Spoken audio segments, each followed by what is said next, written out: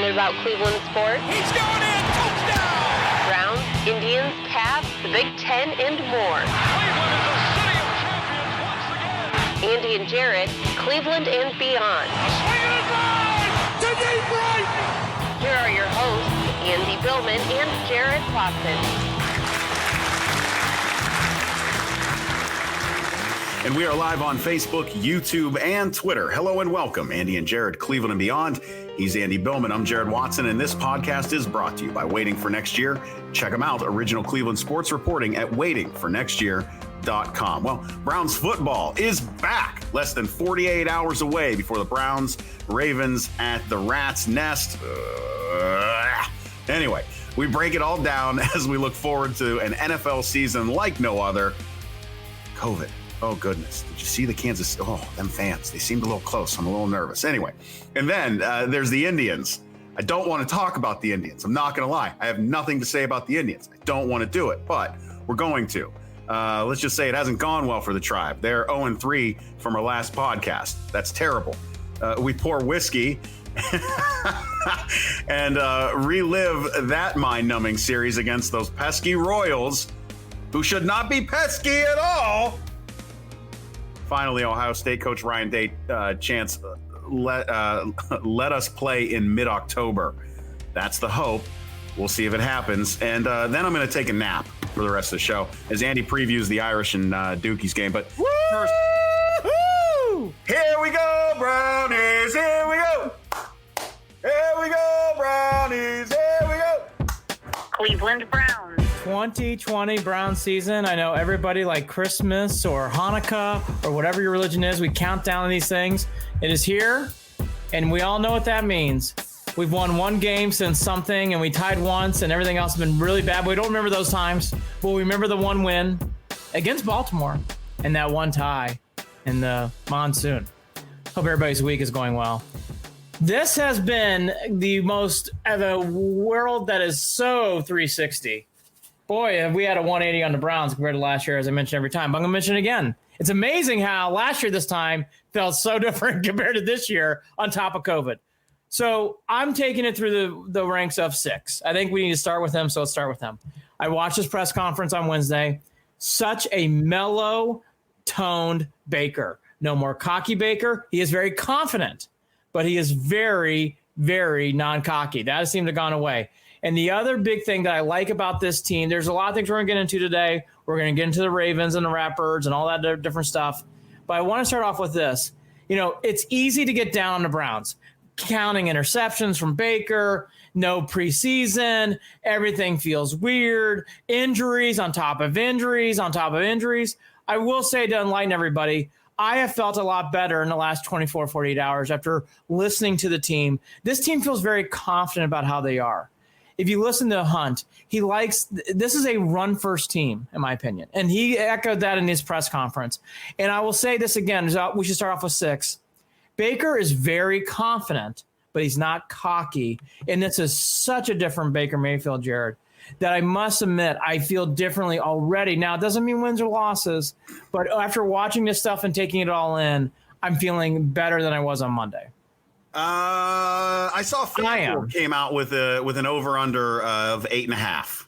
That is the number this year. That is positive. That is nice. That is refreshing to see. When you like when you see the betting sites coming out and giving you a little bit of hope for what you're looking forward to with this team. Now, when we're talking about Baker and they're talking about the cockiness and all that stuff, I feel like the entire team has kind of followed that same path of really recognizing that they had their asses handed to them last season, did not play to expectations, did not do what we were all hoping they were going to do. There was no air raid offense. There was nothing to be proud of besides Nick Chubb with that team, really, at the end of the day.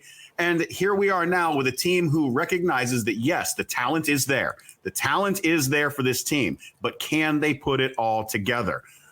They're coming out as underdogs, of course, with this Ravens game. There's no. As they should. Right. They absolutely should. As they should. But that does not mean that they can't win this game. Does not mean that. So listen, the tempered, as my dog shoves her face in mine right now. My boxer, Matilda. Anyway, she's being a big baby trying to lay all over me. I'm coming into this, and we talked about it a bunch already, Andy. I'm coming into this with zero expectations. I think I finally figured it out at 39 years old as a Browns fan. I'm coming in with zero expectations. So I would like to be pleasantly surprised. I will be okay if it doesn't go our way, because I have to protect my heart, Andy. I have to protect my heart.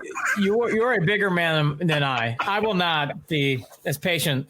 Here's what I will say about the Browns. It is you mentioned it. I've mentioned it. And after this, we don't have to mention it again as the season will start.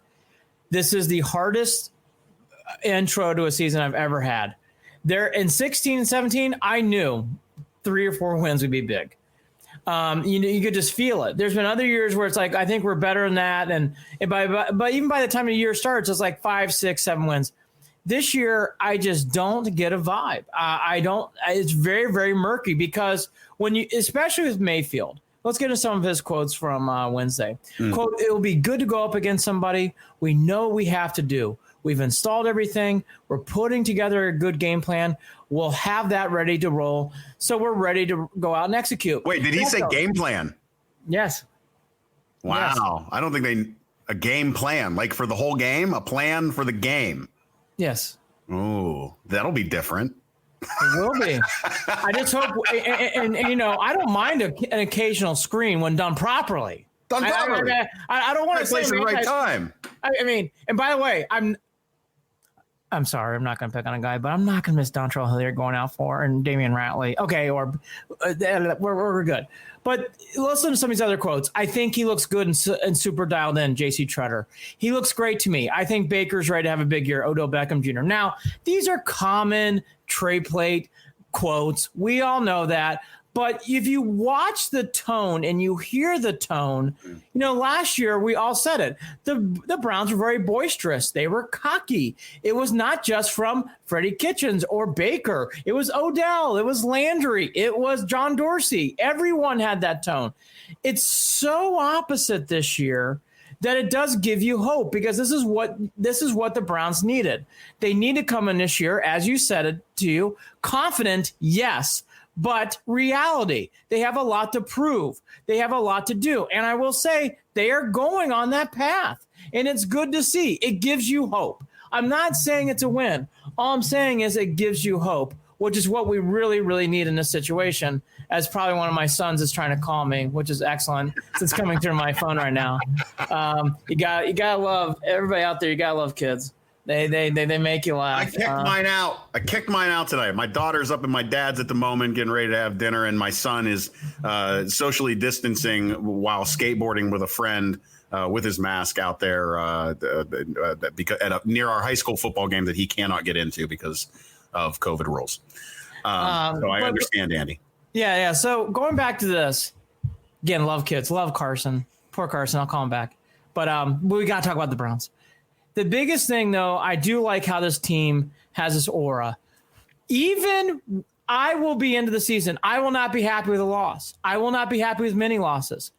However, unless Earth strikes twice on back-to-back seasons, which is not going to happen, I know this team's heading in the right direction. I know this team is prepared the best it can be. I have gotten off this platform of they have not practiced well. You know what? I said this last year, so I'm not getting off it. Preseason practice shit's overrated. It's overrated. Well, this is going to be it. This is the test for it all right here. I mean, you talk about test runs for a lot of things, whether it be going to school online, whether it be working remotely. These are all tests, things that are now we are forced to try and see if we can make it happen. Now we are going to see how the NFL looks without a preseason. And I'll tell you, judging off of the first game of the season, I think everything's going to be okay in regards to the general atmosphere of the NFL and play itself. Now, jumping to the Browns and how they do on the field, this is something that is so hard to gauge because, again, we are talking about a brand new regime. We are talking about brand new coaches. We are talking about a brand new system. We are talking about players that are coming off of a lot of confusion and a lack of cohesiveness and coming into a game that means a lot. Game 1 means a lot. The Steelers get to play the Giants. I know. Thanks, NFL. The Steelers get to open with the Giants. To be fair, last year we all thought the Titans was a good opener and the Browns shit the bed. Well, so yeah, I've learned that the Browns have just got to embrace what they got to embrace. I'm done with the days of like schedule. Like, you know what? Just roll the balls and throw what happens. I mean, you hit on something that needs to be brought up. I'm not. All right. I guess, listen, the bottom line is you're playing a division rival and you have to kick the shit out of them, period. You want to come out. You want to rip their heads off. It's a big game. You want to go and make Lamar Jackson regret every needle poke of that tattoo he got on his chest. That's a big game. It's a big game. But I've learned the Browns in past years when they have been teed up to play well, or they've gone through the meat grinder of they've had some very unfair schedule moments, and they've had some fair ones, and they've done the same thing almost every time. They've really not done well, obviously. So every year we complained we play the Steelers in the year and it's like a death march. And you know what? Even when they play the Steelers with a quarterback named Duck, after a week off on a Thanksgiving week, they still shit the bed. So I just have learned these games are what the games are. Roll the balls out, see what happens. But Jared hit on something that I want to echo. This is for number 6, our 6. He is only the 6th quarterback to be drafted in the first round in the history of the NFL to have 3 different coaches in 3 years. So in 101 years of NFL football and first-round quarterbacks, he is only the 6th to have 3 different coaches in 3 years. It's a lot. There's a lot of changes going on. So that's why at times practices haven't looked fluid. I mean, at least he's not 3 different teams in 3 years like Josh Rosen, but whatever. Right. I think right, exactly. The big success for me on this team is, for putting Baker aside just for 1 second, but it's going to play into this, is the success of the running game with Chubb and Hunt. If those guys run like they should and everybody blocks like they should, Baker will have a good year. If they even excel above that, which I think they can, I think Baker will have a very successful year. I want to coincide these two because I was going to ask this question. What makes a successful year for Baker? A big part of it is how well those two can run the ball. Will's blocking is a big thing too, but those things really play hand in hand. Well, and you know what? We've got to also think about the idea of having tight ends on the field who can block and a fullback out there, because we know that there are questions about that offensive line. Correct. So it's not just up to that offensive line. They're going to try to take some of the pressure off of them with the way that they run the ball, and they're going to use those tight ends, and they're going to use that fullback, and they're going to try to open up some holes, because you know damn well that either one of those guys in space, they're gone. They're absolutely gone. So, boy, now I'm starting to get a little excited, Andy. I'm starting to get a little excited. Baby. I did today, too, putting this rundown together last night and this morning. Yeah. Because when you hear this stuff and you start talking about it, it's like, it's not crazy for Chubb and Hunt to go off. It's not crazy. And by the way, for a new rookie left tackle, that's what they need to do, because that plays hand in hand. Now, let's go back to 6, because I think this has not been talked enough, and I want to hammer this tonight. This is a huge year for a quarterback. Again, 3 different coaches, 3 years. Only 6 guys with a first-round draft pick in 101 years of NFL football has done this, okay? It's a lot. How patient will we be as fans, and how patient will this organization be with Baker is a big question. Because, Jared, I will say, even with the positive impact of the running games, I think will be there, Baker's going to still have to make throws, and we know that. Can he make it? That'll all be determined in time. But I guess my bigger question is, because I've heard some, even in the media, saying this team should get a pass, including Baker, because of everything that's been going on with COVID, everything that's going on in the new coaching staff. I don't know if that's going to be the case, though. Well, I don't know that it should be the case, because there is so much more structure with the way that this team is being run this season. I think that even if they don't play up to expectations, as long as Baker shows improvement, that might be what saves him. But if he flounders, and if he makes a lot of dumb mistakes throughout the season, then we're going to start to have the questions. I don't think now let's get this out of the way. I don't think they're going to bench him at all this season. I don't think it's going to come to that whatsoever. I don't see that. I don't see Case Keenum isn't taking over. There's no reason for that to be the situation. Did Andy just lock up when he was saying Case Keenum? Son of a gun. Well, Andy's internet. Here we go again. So I'm going to give a little bit of a pause. And let's see. Andy? What a terrible time for this to happen. Anyway, we're talking about Baker, and we're talking about whether he's going to be able to handle the pressure of coming back here and getting into a season with a brand new regime, and whether he's going to be able to produce in a way that keeps him there for the full season and into next season. I don't know personally whether or not that is in my mind with Baker right now. Again, just like the team and my expectations of the team, I believe that it is going to be 50-50. That's where I think it's at.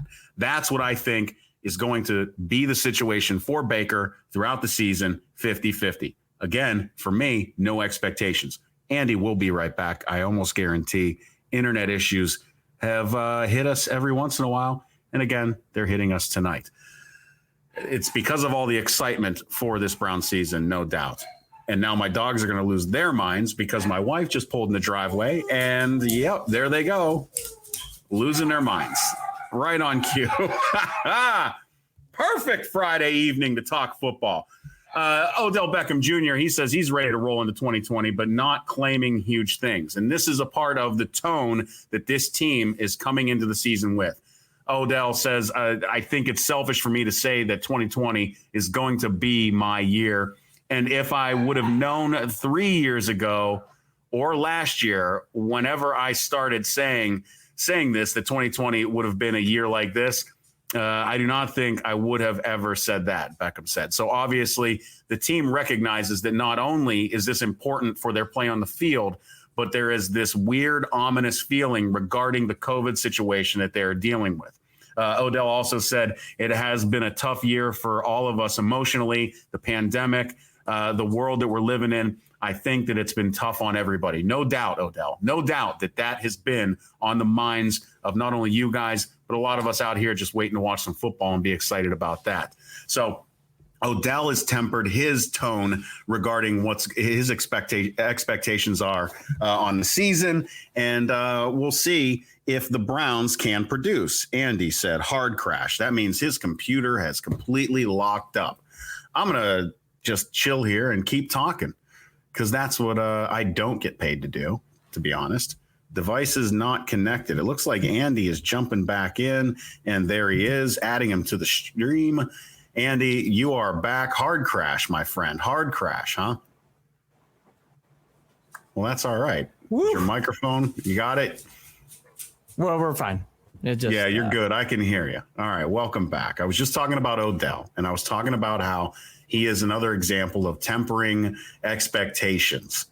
And the fact that Odell is doing that, especially coming off of which article was that? The Esquire article. It's nice to see him. Oh, did Andy lock up again? Andy, are you there? I'm good. Okay. Your video was a little locked up for a second. All right. That's fine. Anyway, that's the point. That's the tone that we're looking at. And that's a part of what makes me feel comfortable with just saying 50-50. I'm not coming in with expectations, but man, wow me. Please wow me. I would love to be wowed. Here's what I say. I think there are. Hi, everybody. Welcome to be back on planet Earth. I do think the expectations are real, meaning this team has a lot of talent. I don't want to act like there's nothing here where, hey, the Browns are some sort of team that can't win games. This team has too much talent. And that's why I think the expectations for this is very, very strange. Because I don't like the idea of punting the season. I'm starting to hear that from not just fans, but from media. And I don't think this is a puntable season. No, and I don't think that we've said that either. I don't even think with tempered expectations, I want to punt the season. Not at all. Not at all. No, I want to start winning. I guess the big thing is I agree. There are tempered expectations, but I will also say it's time to start winning. I'm tired of every year we go through this, new coach or, hey, we always have excuses. Now, I want to get back something that you brought up. I don't think Keenum coming in this season is a good thing. However, I think Keenum will be pulled and used when needed if they don't play well with Baker. And I will say that. I do think that is something that's looming because this team has too much talent. And I'm telling you, if Baker struggles, which I don't think he will, I don't think this will be a thing. And by the way, this is not good if he's playing. I'll repeat that. It's not good if Keenum's playing. But this team's not going to mess around, Jared. I don't think they're going to sit there. It's like you have too much talent. Like I heard today, the Hunt contract, which we'll get to. A lot of people think the Hunt contract means, well, are they going to get rid of Odell and Landry in 21 and 22? And my point is this. I think the Hunt contract means this. Those guys are staying if Baker struggles because then they have to go back to the quarterback well again. Now, if Baker plays well, then you're going to start seeing probably Odell or Landry or both in 22. Probably by 2022, you're not going to have both those guys on your team. And I think that's the bigger thing down the road. I think something else down the road that makes it difficult to assess is the fact that this Browns team has consistently not spent between 30, 40, and $50 million of cap space every single year. That money not spent is money not lost. Yeah. So I think that could play into things as they move forward as well on money that they will be willing to spend if the team is winning. Yes. And here's my other thing too about Baker. Going off this season is his third year for Chubb, third year for Denzel Ward too. You can start re-upping these guys after this year, right? I think the bigger thing here that's going to come into play is for Baker, you pick up his fifth year option probably anyways. But that's why this is such a big year for Baker. Because if he plays well enough, they're going to try to sign him long term. If he doesn't, is this going to be an option picked up and he's going to have 2 more years to play it out? And it doesn't mean he's not going to play it out without a bigger contract down the road either. But that's why there's a lot that goes into this season for Baker. And I know it's a team game and we all want the team to win. But again, for Baker, this is a big contract future year. Well, There's a lot riding really on the is. line. Baker should be eyeballing no less than 10 wins this season. He needs a win. He needs to win. I think he needs 10. I do too. I don't think 9 even cuts it. 9 in a playoff would be very good. 9 in a playoff and a solid playoff appearance would be very good. But if they shit the bed in the playoffs after a 9-7, I don't think that bodes well either. Well, to your point, 8-8 doesn't get it done. No, it doesn't. Not with the talent that is on this team. And that's why I want to pursue this throughout the podcast. This team has a lot of talent, a lot, and it doesn't get talked about enough. And I think we as fans and the media have looked way too much into practice this year. But, Let's see what happens. And we've really nitpicked things like the offensive line, and is the defensive line coming together, and what are the linebackers going to look like? And that secondary scares the shit out of me. Now, granted, those are valid concerns, Andy, but you're talking about a solid wide receiver core, a solid backfield, the best backfield in the NFL possible. A great defensive tight ends. The defensive end might be defensive player of the year. I mean, you have things ready to win. Denzel Ward, when healthy, is a good cornerback. That's gotten lost in this whole fandom and in the media sometimes. He's a very good player. Just keep all these things in mind. I just don't like the tone of, well, this year it's just a rebuild. No. Start winning games now. Don't get complacent.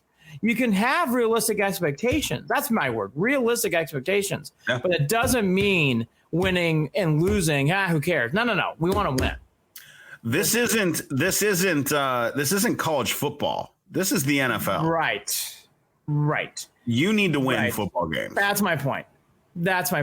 And wrap this around Baker, and then we'll get to the other news and notes for the week. But I just can't state this enough. He hasn't been talked about a lot, which I think is good for him. Yep. And I think it's all great. I have no problem with this. In fact, I think Baker look,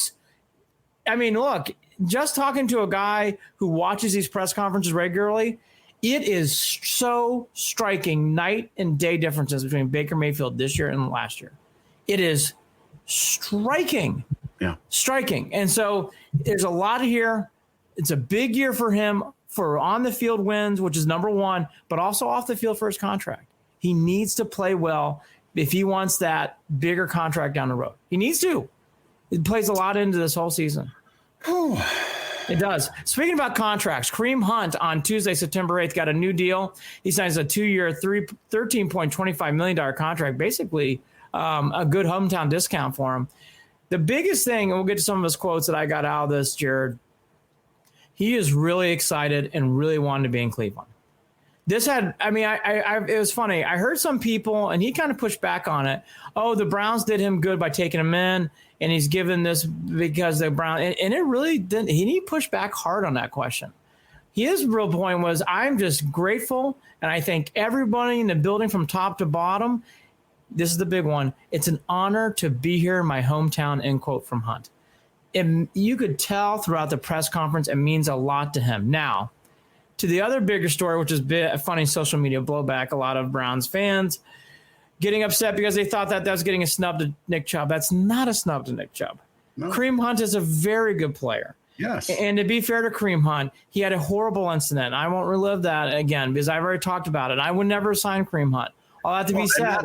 And that's why it's difficult to even say that it's a hometown discount. This is my point. Kid who fought his way back in, fought to stay in the league and to fix the issues that he had been dealing with himself, his personal issues. Yep. And to do it in his hometown. I mean, it just makes sense. Really. It's not that deep. It makes sense. It makes sense from all parties. Chance who is taking advantage of it, who is proud to be home, and who cannot wait to rep the orange and brown right next to Nick Chubb. And that beast, that two-headed beast, we already know. I'm excited about that, quote, Chubb says. Quote, I get to play ball with Kareem for however many more years we have. And that is a great thing for me, a great thing for this team and for the city, end quote. That's from Nick Chubb, who doesn't say much. That's pretty passionate stuff from him. The Chubb and Hunt combo is, to me, storyline 2 outside of Baker and Stefanski. This is the big thing. These two can do big things. And now let's wrap it around Stefanski. I want the poster. I want the poster. There's like a kid. I want to hang it on my wall, both of them. Poster. It is Mack and Biner stuff. There's no question. Yep. No question. So, as Mayfield, I love this quote from Mayfield on Chubb. The silent assassin does not speak much, but when he does, it carries weight, end quote from Mayfield. I thought that was a really, really good quote from Baker. The big thing here, what Jared's saying, what I've been saying all year, this is a big storyline. It needs to be talked about more, and it's pretty clear from Hunt's comments, from Chubb's comments, from Baker, from Stefanski, they are going to be playing a lot on these two. And it should be a big thing going into this year. It's exciting. Now, if it was Baker's 1A, 1B Stefanski, to be fair to Chubb and Hunt, even how much we love them, that's storyline 2 for sure. Stefanski's his first game. Big day, everything else going on. If you want the whole mystery thing about how he does, of course, we've lived that as Browns fans. What's interesting about this regime is they won't talk about who's going to be doing the play call. Well, I thought that I saw today that Stefanski said he's going to be making the play calls, and that was today. So I don't know. I'll tell you what, as you look that up, I will get into what Van Pelt said this week because even if they announced that today, I still find it interesting why they waited all the way up until Friday. But here's some things from Van Pelt. Quote, I think the training camp gave us the idea of how we are going to use guys within the system. Definitely something we're trying to figure out. How do guys play to our strengths? And now after a month of training camp, we have a really good idea about where these guys fit and what the roles play. So on Friday, September 11th, what did they announce here in Cleveland about Stefanski?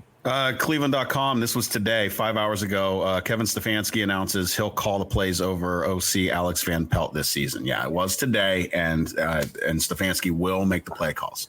Real quickly, that is the right call here. Because if this team, with everything else that's been going on, that is the right call.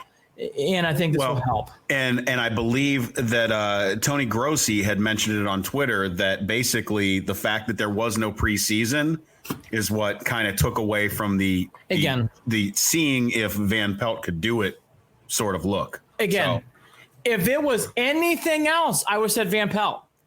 But with all this, there's always an outlier. This is the outlier. COVID, here we go. COVID 2020 impact. Stefanski should call the plays. I think that's the right call. Yeah. You can only handle so many variables, and this team has had way too many. This is one you just need to take off. You need to take this one off. And we know why Stefanski's here. It was to call the plays. Yes. From the beginning, I mean, this was part of the reason why they brought him here, right? That's, again, next year, ask me again. I'm going to say Van Pelt or whoever the OC is. Okay, but right now, it needs to be Stefanski because, again, of everything that's going on. Yep. It's just this team has way too many variables. That is a big variable because they have not had a preseason game or a scrimmage against another team. Yeah. It's just too many variables. So I thought that I wasn't surprised. I actually would have made this a topic if they said, oh, Van Pelt's calling plays. I'm like, well, that's interesting because now you have another variable you haven't tried out against. So I think that makes way too much sense. I think that is the way to go. Last year, this time too, all these other storylines are coming in. The big one, I think, daily was OBJ and Landry, as it should have been. Well, and while you were gone, Odell, I did talk a lot about Odell and some of these quotes. So I just wanted to give you that heads up. Here's my big thing about these two. We won't really love those quotes, but here's my big thing about Beckham and Landry. Again, they've been kind of forgotten. Again, if I'm being honest, that's probably your fourth storyline. Your third one's the return of Myles Garrett. Yes. We'll get to here in a second. But this is probably the fourth storyline. And what's interesting is these two have really taken more of a back seat when it comes to storylines, which I think is good. I do think, though, something I just want to make really loud right now.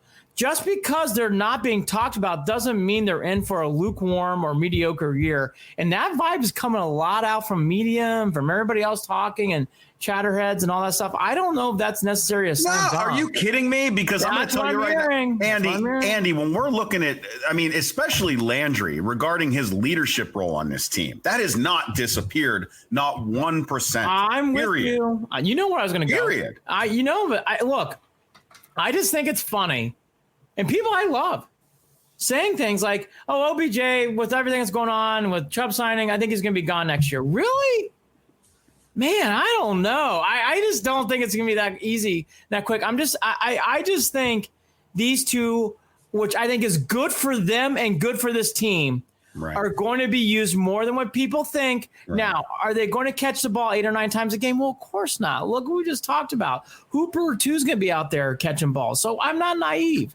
Well, and we also know that Landry's flat out said blocking's part of his game. He can't wait to do that anyway. Yes, but here's where I think these two are going to come and play. And this is where I would hope, and this is our dream scenario, but let's dream. If the running game gets where you're going and you're throwing underneath the Hooper, eventually you can go deep to OBJ.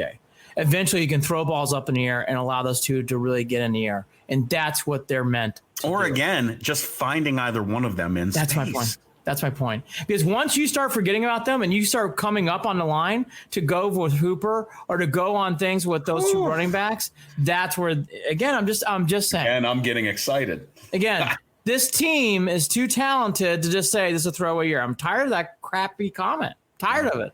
This is not a throwaway year. I want to win games. This team's here to win games. They have too much talent. Baker Mayfield last year at this time was the soup of the NFL, not just Cleveland. He was the champagne. He was in that NFL 100 commercial for a reason because we thought that was going to be the next big quarterback, not just here, but in the league. Expectations, realistic, fine. Doesn't mean this team can't win big. Just saying. I don't think 6-10 is okay. I don't think 7-9, 8-8 is okay. No. Win. You have the talent. Win the games. I'm sorry it hasn't been an easy offseason. I'm sorry there's been no preseason. Tough. Win games. Figure it out. And you're not going to hear me saying, well, it's 43-20, but at least we came back. No. If they get blown out, it's bad. Bad stuff. Now, to the defense. The forgotten part of this team. I really think Myles Garrett, again, is another guy who's going to make a big impact, as we all know. But I just want to say, we have not talked about him enough. It's a big year for Olivier Vernon. I think Ward is better than people think. I hope Ward stays healthy to prove that. We know when he really, that's the only worry. That's the only worry. And I think that, look, he got through last season and he did. And we already know that people thought he had a worse season than he actually had. in reality. Well. He played well. Now, if you want to tell me, he's going to be he could possibly be a sneaky surprise in that secondary. Man, wouldn't you like to see a takeaway or two out of that kid early? Wouldn't you love to see it? I would. I'm just glad that the Browns have options now, like Claiborne, who can come in there on third down if Olivier Vernon's not pulling his weight to come in there and sack the quarterback. And I just want to make that statement. People have forgotten about him. Claiborne's there to do one thing on third downs, get the quarterback. And he did that really well in Atlanta. Don't forget him. I think the defense has more questions.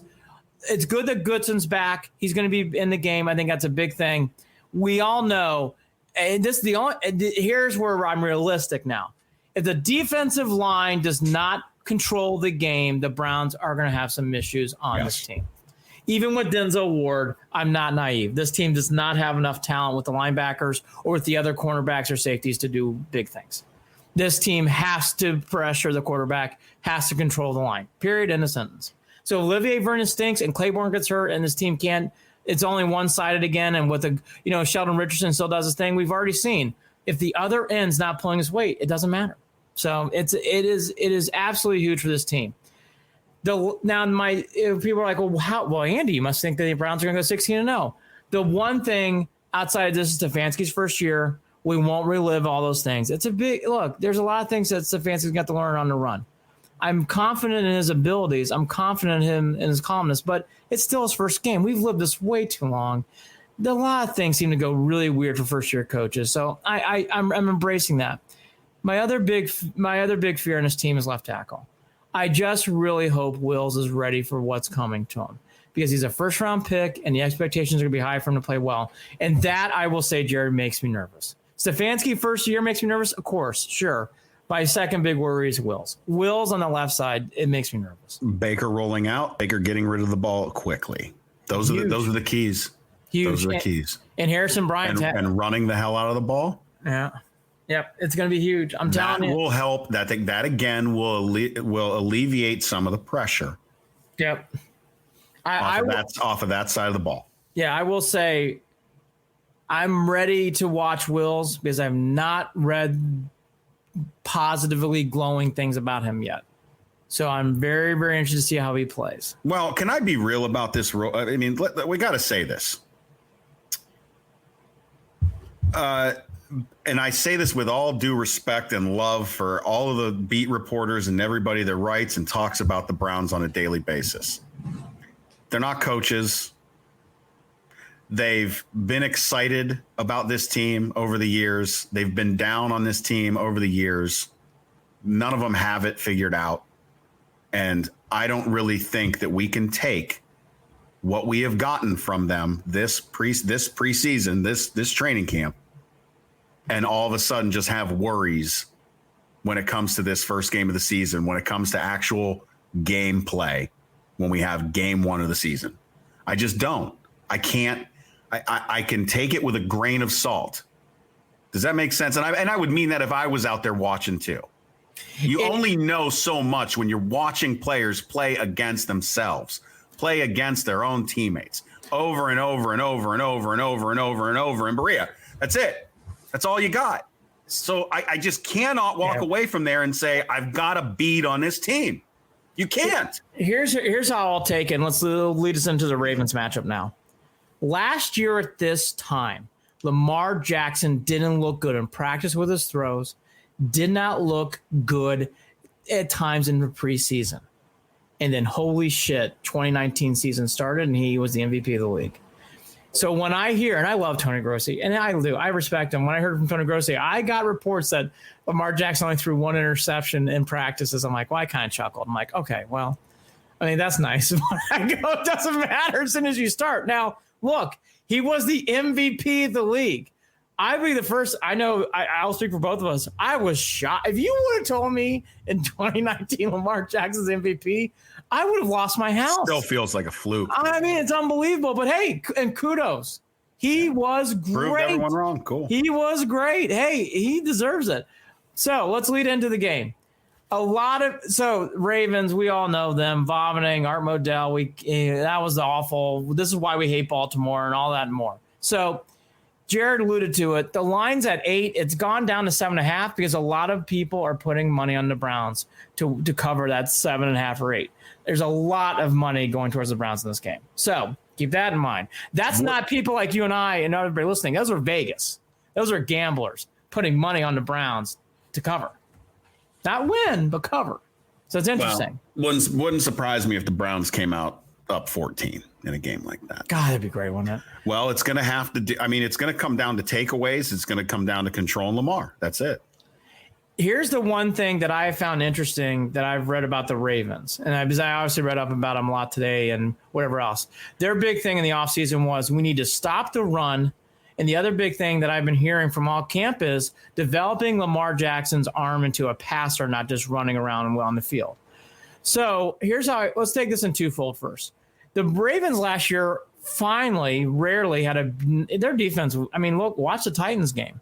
By the way, watch Nick Chubb running down 90 yards plus to score a touchdown. They couldn't stop the run. Couldn't stop it all year. By the way, Freddie Kitchens didn't remember that in that last home game. So he tried to throw the ball so many goddamn times. But all that to be said, the Ravens on defense made a big push to really stop the run. So that's what they had to do. And that's what they made a big emphasis on, as my son Carson tries to call me again. All that to be said, it is an amazing show.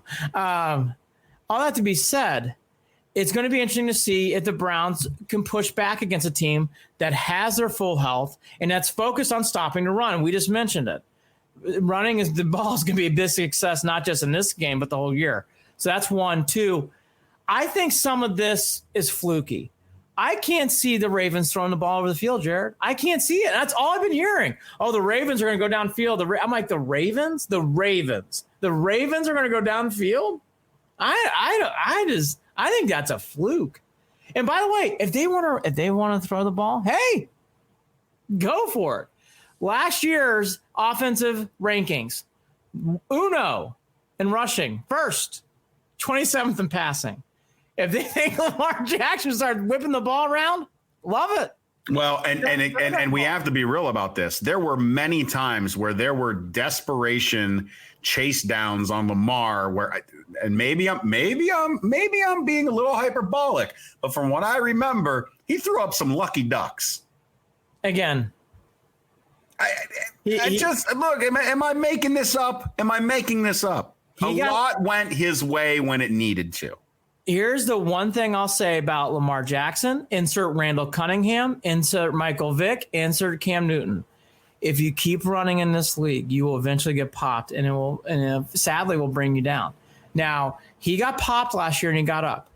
I just have learned this for running quarterbacks. And again, Steve Young too, Elway, all these guys, right? At some point, you have to make more throws. That's why the Ravens are doing the right thing by saying what they're doing. Because they're right. For the longevity of someone's career as a quarterback, you got to start throwing more. I mean, you're just never going to make it. He took a lot of hits, and he kept getting up. Again, kudos to the man. And by the way, he is tough. That kid is really talented. History tells you if you keep getting popped, though, you're eventually going to not come back up. Yeah. So to Jared's point, not only did you get lucky with his throws, you got lucky he kept getting up. So eventually you're going to get popped and you're not going to get up. I mean, it just happens. It just happens in this league, especially running quarterbacks. Look for the Browns to chance some things with, some safety blitz action, and watch out for Olivier and Miles. You just hope for them to not do that whole over pursuit of the run type thing that we've seen Miles have an issue with over time. That's going to be frustrating. So again, I don't have a beat on it, but those are the things that we can look. If they can stop them, great. If they can't, boy, oh boy, it's going to be tough on defense. Look, again, the other big disadvantage for the Browns is Harbaugh and Stefanski. Not that Stefanski's not up to the level of Harbaugh, but it's just plain experience, and Harbaugh's Super Bowl champion coach. I mean, there's a lot here. The Browns and openers, we won't relive that sad song. I already did. So there's a lot here to nibble on. Now, here's some current things that will pick the game. I told you about the current line for the game. It's gone to 7.5. I wouldn't be surprised if it goes to 7 for the game. People keep making bets on the Browns. For the overall season, to make the playoffs, it's pretty much 50-50. If you bet 100, you win 108. If you bet 130, you get 100. So there's actually more of a positive vibe that the Browns will make the playoffs. Jared hit it. It's 8.5 wins for the Browns over the over/under. 34-1 to win the Super Bowl, which I think is fair. 17-1 to win the AFC. That's pretty fair. I think that's actually pretty good. And then 4.8 to 1. I mean, I'd like to see a little bit more higher number. I mean, if you're a gambler, you'd love to see more like a 6 or 7, but okay. I mean, that means they think that they actually might have a chance to win it. I mean, 5-1 is not a great odd. So all that to be said, and maybe we'll get to this game. We both said around 10-6, 11-5. Are you still feeling that before we tip off this first game? Say that again. We said beginning of the year around April, May. We did the schedule game. And we both said 11-10 wins. Are you still feeling 11-10 wins? 8.5's the number. Sorry, I apologize, by the way, Andy. I need to let you know. I was just reading an update on the Daniel House Jr. issue going on in the NBA. But that's why I disappeared mentally for a moment, because that's a kind of a funny story to me. Yes. Boy, oh boy, oh boy, oh boy. As Jared thinks. I think 10 and 11. I think 10 wins, 11 wins is still very much in play.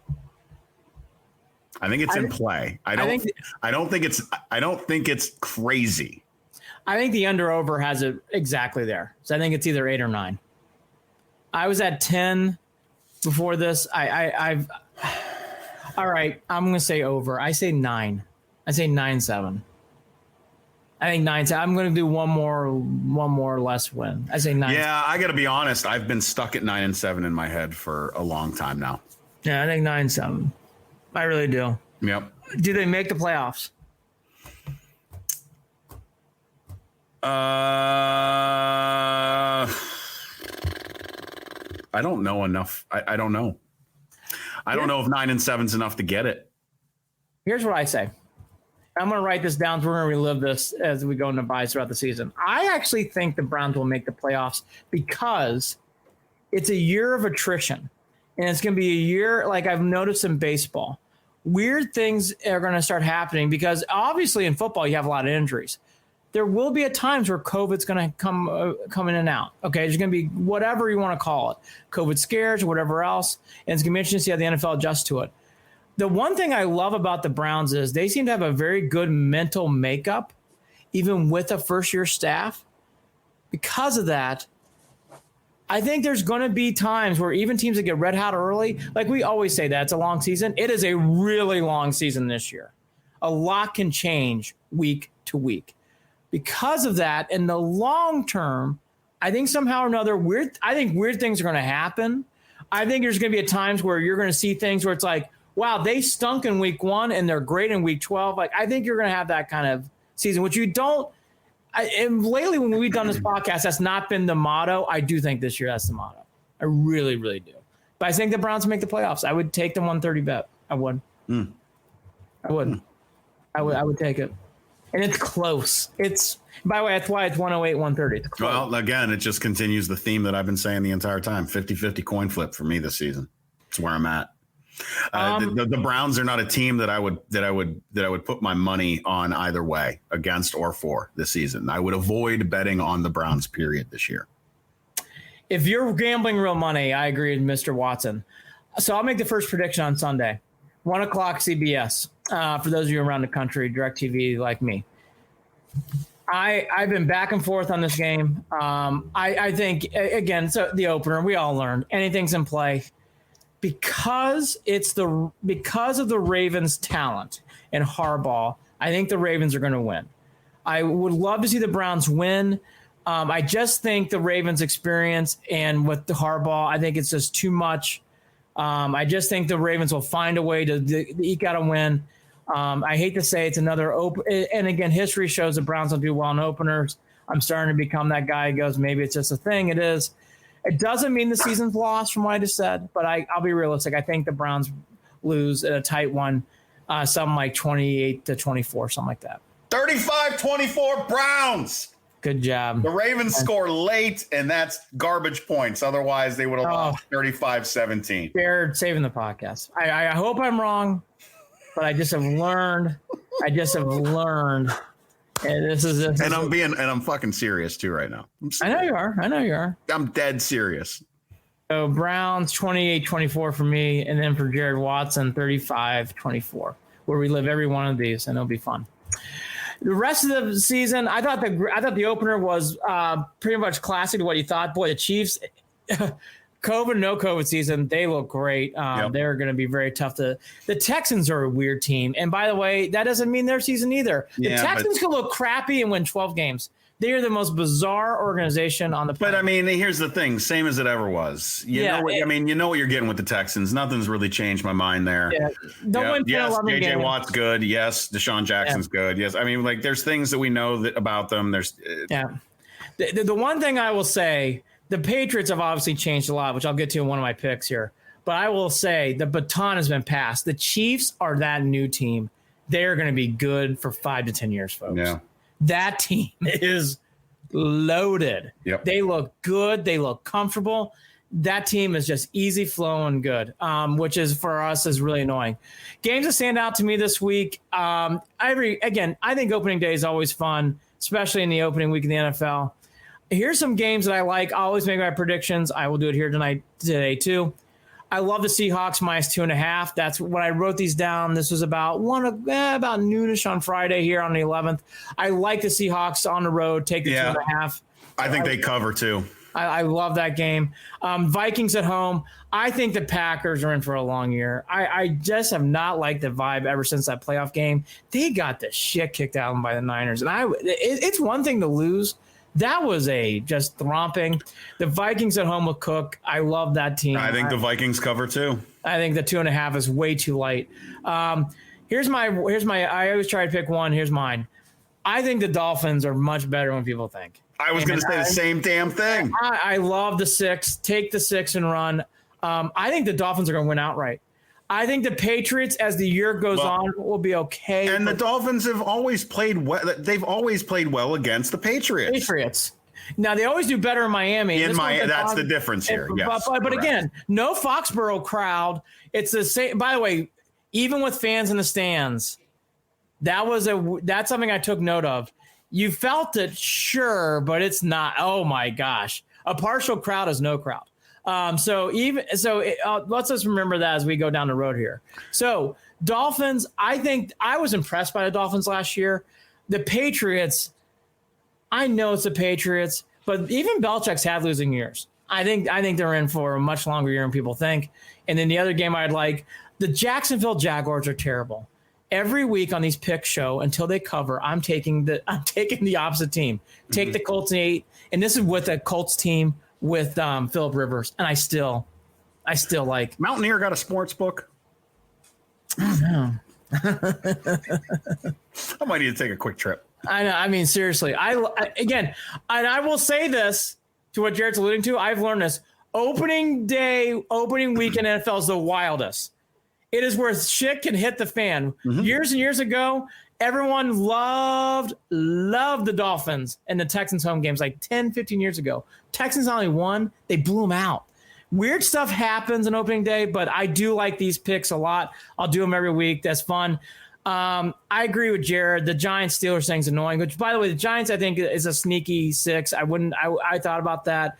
The other thing, too, and then we'll get to the Indians. The other thing that I noticed this year that I am not as fascinated about, but is the big talk is the Buccaneers and Tom Brady. I don't know why. Are you into that? I'm not into Tom Brady fascination mode. I'm not fascinated by it, but it would not surprise me if they play pretty well. Yeah. It wouldn't surprise me because it's not. It wouldn't surprise me. Now, it also wouldn't surprise me if Gronk gets hurt after the first game and is gone, and if it all falls apart. Neither one of these scenarios would surprise me. Yeah. Yeah. Here's where I'll go on with this. I'm fascinated by the Buccaneers. Obviously, with Tom Brady, we're all sports fans, so you want to watch it. I'm not as in tune or enthralled by it as other people, and that's how I'll leave it. Well, and let's say this too. It wouldn't surprise me if the Saints just totally shit the bed the first game of the season against them. They're an interesting team. Drew Brees has got that might be the only, you know what I mean? And then from there on, the Saints pick up and Tampa Bay falls apart. Like that hard read, like a lot of other things with this season. Although I know I sound like I say that about a lot, but there's certain games that we have been already, like we already know Indianapolis. Yes, that's Indianapolis. Right. So we've already said, Take the look. There's certain obvious things. Like I think the Vikings win big. I think the Seahawks are going to blow out the Falcons. I think the Rams cover at home against Dallas too. That's 3.5. Yeah, I think the Rams, and I think the Giants potentially beat the Steelers. I think the Steelers are a little more up on themselves than they should be. That's a weird game for the Steelers. Very weird. That's a weird game. Yeah. But Titans Broncos, nothing. I got nothing for it. A lot of people love the Raiders too. I'm not so hot on that. The other game, here's my 5th game. If I had to pick one, I'm not going to take it. I took my 4. If I had to take a 5, I would love the Eagles. They're playing on the road against the football club Washington FC now. The big thing about that game, Washington has been through a lot. I feel for Rivera, who's battling. Obviously, Alex Smith is a great story. The whole logo change, owner in trouble. And that organization is going to go through a lot of change. Washington's another one. You can probably put pseudo in this draft on these picks, what I do. Washington and the Jaguars, every week I'm going to really look at those teams. I just don't like how their seasons are unfolding already. Yeah. It's long. It feels like a long season already. It does. But again, I've learned an opening day. I stayed away from that ones. I've learned an opening day. Sometimes weird things happen. And Alex Smith has a lot to prove, and I do think that can come and play in week 1. So that's your NFL. That's the NFL, brother. We did it, man. We did it. First one of the year. We made it through. I'll do picks all year, and Jared can make fun of me. I'll probably get things wrong. And then, God, I hope Jared's right about the Browns game. I'm never right. God, I hope you're right. I haven't been right in 20 years. Kidding me? Cleveland Indians. Okay. When we last talked about our Indians, we were in lovey-dovey mode. Defense is playing well. Everything's going great. I don't even want to talk about them, to be completely honest, Andy. I want to burn through this. 3 days have been kicking the can shit bad. Yeah. Now, I'm going to allude to this at the top because I brought this up, and Jared and I talked about this on text. The Indians have so much pad that right now, these 3 games aren't a problem. Now, if you continue to lose like this, we have a problem. But that's historical stuff. This is not a problem. We're in mid-90s mode where they have games to lose, and it's okay because they're safely in right now. So all these things we're going to discuss are just in-season moments. We'll all forget by October, more than likely, unless this is a complete collapse, which it won't be. But all that to be said, these 3 games were hard to watch. Terrible. And as soon as I was going to put the game on, I saw they were down 3-0. I said, nope, not turning it on. And thank God I didn't. Thank God I didn't. Andy, I have nothing to say. I'm dead serious about this. I've talked this shit to death. We know what their problems are. We know where their good points are. There's nothing else to fucking say. I have been repeating it over and over again. Over and over again. And here's what I will say, though. The one thing that I will jump in here and say right now is it's getting scary with Frankie Lindor. That's it. Got nothing else. There's a lot of scuttlebutt about Lindor being distracted about free agency. Lindor has not had a clean season, to say the least. I don't think he's played poorly, but he's not played up to his ability. I think that's very, very upfront to say. The Indians need Lindor right now because finally Hernandez isn't hitting. Finally Reyes has cooled off. Carlos Santana, it must have been a 1-year thing because he's batting under 200 again. J-Ram's hurt, coming back tonight on Friday, September 11th. J-Ram's coming back, which is a good thing. Here's the news and notes that I saw about this week, though. I'll relive them because I love reliving everything. The Shields made a mistake on a fly ball on Tuesday night, and then everything went to hell after that point on. I mean, it went to hell so fast that you could not even get. You could just feel. It's funny. Cameron, my son, goes, "This is not going well." I'm like, "I'll be all right." And then finally, what you knew was going to eventually happen. Finally, Merrifield got hot. He carried that team on his back. Merrifield's always killed the Indians. He had been in a week-long slump. Sometimes that's just what happens. All that to be said is Carson Billman calls me like 3 straight times as I'm doing this speech, which I love. This is a dad moment right now where you're trying to do. It's just great. All that to be said. Here's the key things as Carson Billman calls me again. Here's a quick thing that turned this whole series around. The Royals had lost, so I think it was 8 or 7 in a row, and that whole thing woke them up. This lineup's good, and here's the thing that I will get on: the defense slumped. The Indians looked like they had no care on Thursday night. Singers, I don't want to hear about Singer. Yeah, the first game they lost in this series was a complete defense. I mean, they threw that game away. Period. They threw that game away. They did, and then they had their annual can't hit Danny Duffy, which is so annoying. He's not that good. Look, you're telling me that into the 8th inning, a no hitter against the Royals. Give me Singer, a rookie, a ERA above 5, and by the way, lifeless. I agree with Tom Hamilton because I said the same thing. I'm like, they just don't care. These at-bats have no energy, no care, bat flipping. And then, again, every team in baseball goes through this. The Indians are going through it right now. Okay? That's all to be said. It's fine. But it's annoying to watch. All this is the Lindor story is legit. I will say, and I'm glad someone said this, because here's where I'm putting the new pedestal on. Not overly jumping off the bridge concern, but I'm keeping my eye on it. Savali has not pitched well in a while. He has not won a game since August 19th. Today is September 11th. That's almost a month. His ERA is almost at 4. He falls to 3-5 on the season. He is definitely going through the meat grinding sophomore season right now. It happened to Kluber. So doesn't mean he stinks long term. He's going through the sophomore second year meat grinder stuff, but Jared, he's definitely in that mode, and I just say it's concerning.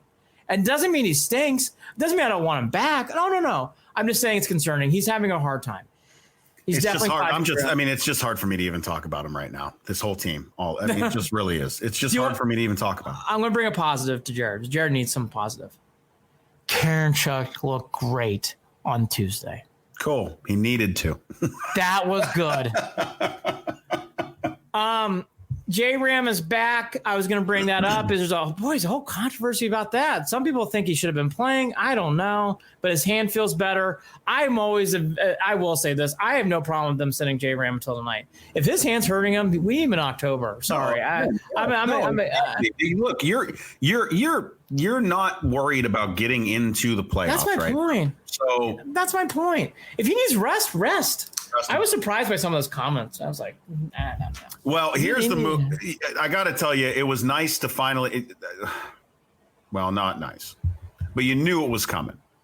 Simber gone. You knew he was my next one. You knew it was coming. You knew that was the move. He did some nice moments, but he stunk from day one, and I feel bad. So I know Simber's a nice man, but he stunk.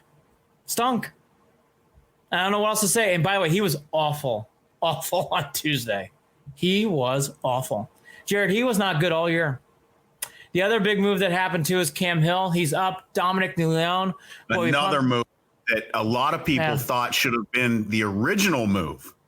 I was stunned by that. They must have had something. That was weeks ago. They must have had something to work out with Cam Hill. By the way, Phil Maydon's lost his stuff too. And that's something else I'd keep your eye on. Yep. He's got to get cranking too now. He's in now that Karinchak class where he needs to figure out what's going on with his stuff. Dominic Leone, he had 2 good moments last week. Everything else stunk for Dominic Leone. He stunk badly last night. So I was not surprised to hear about that too. One more thing, and then we'll get the ratings and we'll get into college football. The last thing real quickly for next year, Jeffrey Rodriguez has not been healthy. He's on a 45-day injured list, which means he's not going to play again this year, which wasn't a thing. Not this year, something to watch next year. Jeffrey Rodriguez is a good pitcher. They need him to come back. Something to watch because he would be good out of the bullpen next year. Just saying. Keep your eye on Jeffrey Rodriguez. He is not coming back this year. So if people are wondering, hey, it gets crazy. Savali can't pitch. Is Heffrey? No, Heffrey's gone. You're not going to see him again this year. Big things, which I'm not surprised. I'm sure you're not surprised that the Indians ratings are way up locally again. Way up locally again. So if people don't think people aren't watching the Tribe, that's not true. The ratings are way up again this year. I wanted in on that. They play the Twins.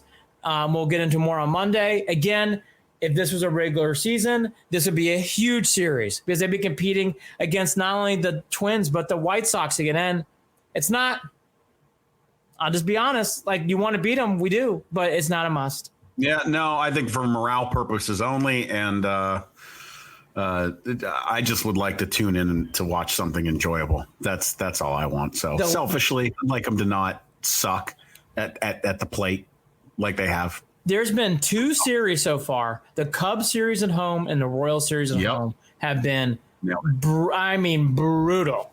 And those last 3 games were Cubs bad. That Cubs series bad at home. They go on a long road trip. They've been playing better on the road anyways, Jared, so maybe that's where they need to be. For people who are curious, the Indians, if the playoffs start today, would be playing the Rays, which I would not be happy about. The Indians never do well against the Rays. The number 1 seed would be the A's, 2 Rays, 3 White Sox, 4 Twins, 5 Jays, 6 Astros, those cheating Astros, 7 Tribe, and then your Yankees at 8. It is great not to see the Red Sox name in there. I think it's fun. Good to see. Would you like to relive the Tuesday game? Nope. Would you like to relive Danny Duffy? No. Would you like to? You know what we're going to do? Jared Watson's wearing an Ohio State hat. Let's talk about Ryan Day and those Buckeyes as we wrap up. Yeah, Buckeyes. Wait, what are we even talking about, Andy? Quotes, PR releases, quotes, PR releases, quotes, PR releases, the quotes, Big Ten PR is releases, a fucking mess. Quotes, PR releases. We've got states that are threatening to sue universities over playing. Okay. Make a fucking decision and stick to it. So I'm ready to say this. Commissioner Warren has to start doing a better job. Did I think he made the right move a month ago? I do. But that doesn't mean he's handled it well between now and then. This has not gone well. When you have a mutiny, which they're having a mutiny, that's not good. This is a full-out mutiny now.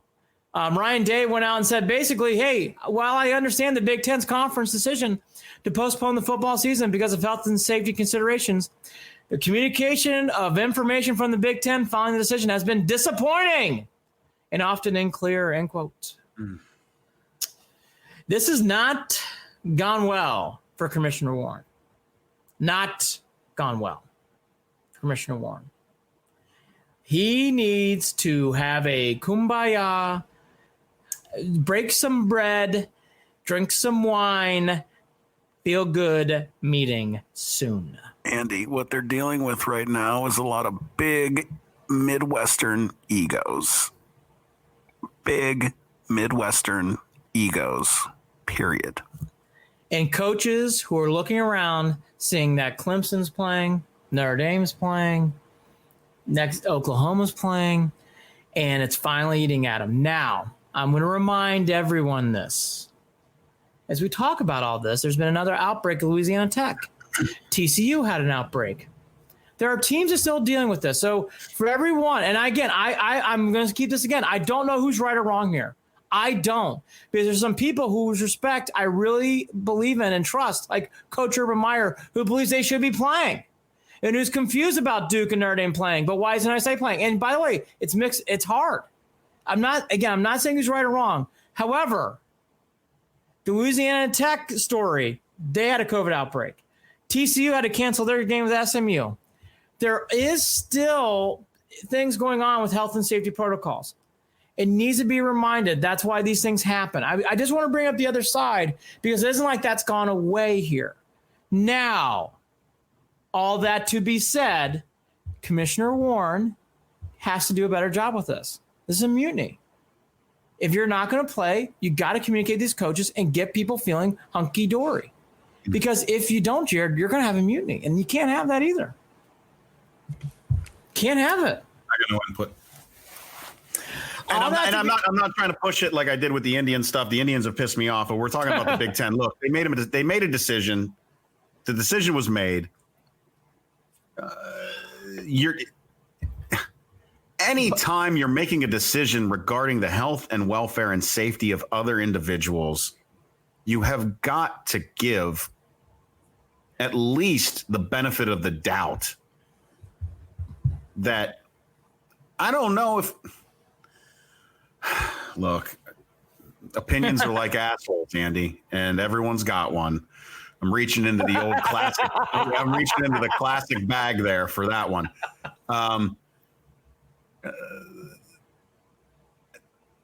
History, right? When we look back on this in a couple of years, then we're really going to have the full scope and the understanding of what was done, what should have been done, what shouldn't have been done, what risks were worth taking, what risks were not worth taking.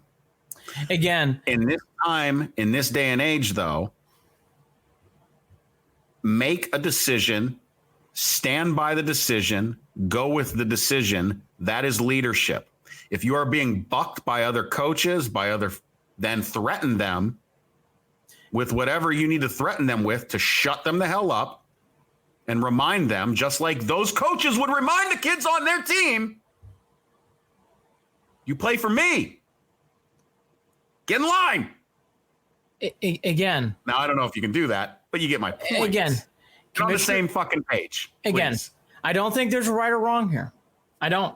Right. It's an impossible. I'm speaking from a strictly from a leadership, CEO, management position. And by the way, I'm going to echo what you're saying. Part about any management decision is the decision itself, making the decision.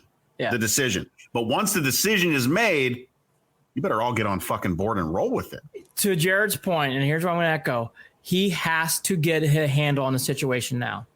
Because it's not just Ryan Day. I don't blame Ryan Day's frustration, actually. I understand it because he's frustrated because he doesn't think he's getting clear answers. And here's where it's alarming. He's not the only one. And now you're getting to a point where it's like, well, okay, here we are a month later, and they're still chirping. And it's also Franklin, and you've heard stuff from Harbaugh. This is not good. Well, and here's the other aspect then. That's because these folks are also getting it from politicians. Again, and those politicians should get their fucking mouth, get out of it. Go. Well, that's a different discussion. Here's what I would do if our commissioner. Remember how people always say stick to sports? Stick to politics. In this case right here, he's got to get it under control because, again, publicly, this is going horribly wrong. And it's getting to a point, I've done this long enough to know, he's losing edge that could be actually affecting the league going forward. Don't let that happen. It's getting close to that. I'm telling you, it's getting close to that. You don't want to start hearing rumors about Nebraska wanting to leave or other teams wanting to leave or other universities want to leave. And I don't think you're there yet, but you're maybe Maryland and Rutgers. What? Yeah, no. By the way, you haven't heard from Rutgers at all. But here's the thing. It's getting close to that. And he's got to stay away from that. He's got to. He's got to do a better job. He's got to. He's got to get. If he wants, if he's going to stick to his guns, great. Stick to your guns. Get everybody in a room. Say we're not going to leave until we sing "Kumbaya" and walk out with a plan. And by the way, if that walk out the plan is you play in mid-October, fine. That plan is you play on Thanksgiving, starting then fine. And by the way, even Bowlesby, the Big 12 commissioner, says if the Big 10 starts playing soon, we'll wait for them to start the playoffs. Everyone realizes the Big 10 is important. Pac-12 too. No one's saying that. But they need to work together on this as a league. I like the Big Ten. I grew up in the Big Ten. I want them to do well. This is not going well. Not going well. All that to be said, we'll wait to see what happens. Not much is, though, Andy, right? No. I mean, it's status quo right now is for things to not be going well. I'm going to do a full report on the Irish next week. I'm excited about the Notre Dame Duke game. I will watch Wake Forest Clemson.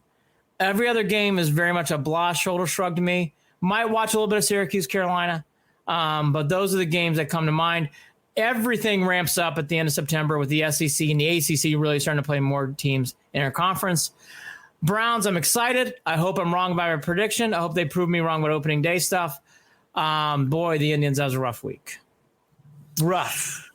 Hey, don't forget, follow us on Facebook, facebook.com/Cleveland and Beyond, and on Twitter @CLE and Beyond.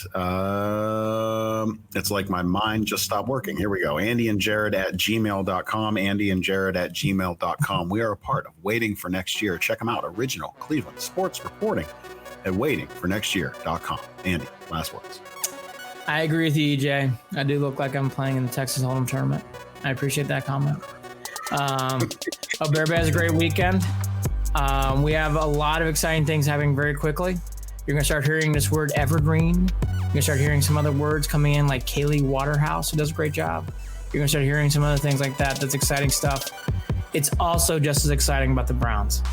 And again, it's okay to have realistic expectations and still win. That's my final statement. He's Andy Billman. I'm Jared Watson. Andy and Jared, Cleveland and Beyond. Browns 35, Ravens 24. I'm fucking serious. Or they won't. Or they get blown out. 42-0. Browns lose. Fuck. Ew, don't say that. Lamar Jackson standing on his head. Go call your son. I'm going to call Carson Billman. Bye, everybody. Bye-bye.